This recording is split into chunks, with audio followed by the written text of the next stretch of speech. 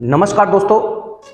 आजकल आपको पता है कि बारिश का मौसम चल रहा है और बारिश के मौसम के कारण जो आज मैं वीडियो बनाने जा रहा हूं, जिसके बारे में मैं आज बात करने वाला हूं, वो दोस्तों बारिश से संबंधित ही है।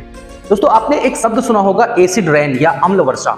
जी हाँ, आज का जो हमारा टॉपिक है वो एसिड रेन के बारे में ही होने वाला है।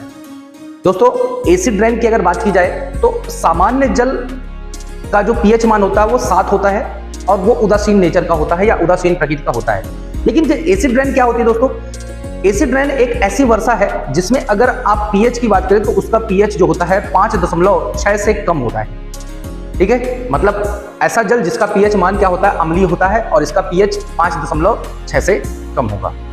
दूसरी बात यह है कि एसिड रेन आखिर प्रोड्यूस कैसे होती है, वातावरण में कैसे एसिड रेन के रूप में आता है। तो दोस्तों जो हमारे फैक्ट्रियों से जो धुएं निकलते हैं, हमारे वाहनों से जो धुएं निकलते हैं और जो ज्वालामुखी है उनसे जो धुआं निकलता है उसमें सल्फर डाइऑक्साइड एवं नाइट्रोजन के ऑक्साइड होते हैं और ये वायुमंडल में उपस्थित जल वाष्प से रिएक्शन करके ये दो अम्ल बनाते हैं मुख्यतः, एक तो सल्फ्यूरिक अम्ल और दूसरा नाइट्रिक अम्ल। और यही नाइट्रिक अम्ल और सल्फ्यूरिक अम्ल वर्षा के रूप में जब पृथ्वी पर आते हैं तो इसे ही कहते हैं हम अम्ल वर्षा।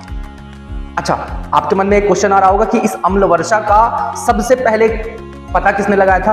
तो दोस्तों एक स्कॉटिश केमिस्ट हैं जिनका नाम है रॉबर्ट एंगस स्मिथ। इन्होंने 1872 में सबसे पहले इस टर्म का जिक्र किया था और बाद में 1980 के आसपास यह एसिड रेन का कॉन्सेप्ट सबसे ज्यादा पॉपुलर हुआ। इसके बाद अगर हम बात करें कि इसका क्या प्रभाव पड़ता है, तो प्रभाव की अगर बात की जाए दोस्तों तो अम्ल वर्षा का प्रभाव न केवल जलीय जीवों बल्कि स्थल में रहने वाले जीवों, फसलों और इमारतों पर भी पड़ता है।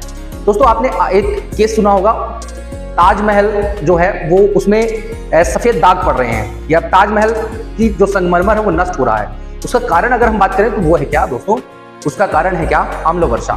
होता क्या है कि जो मथुरा रिफाइनरी है, मथुरा जो शहर है, मथुरा और आगरा दोनों पास शहर पड़ते हैं, तो मथुरा रिफाइनरी से जो धुआं निकलता है उस धुएं के कारण अम्ल वर्षा होती है आगरा में और वही अम्ल वर्षा के कारण ताजमहल में दाग पड़ गए हैं या ताजमहल में संगमरमर का क्षरण होने लगा है।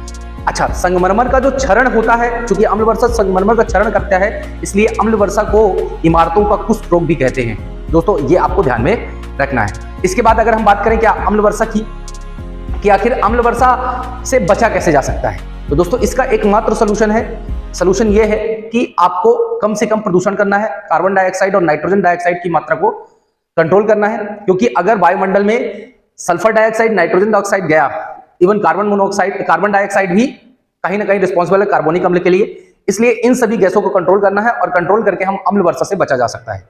ठीक है दोस्तों, ये सारी चीजें अम्ल वर्षा से थी। शायद आपको जानकारी पसंद आई हो। अगर आपको अच्छा लगे प्लीज लाइक करिए, शेयर करिए और सब्सक्राइब करिए। Thank you very much.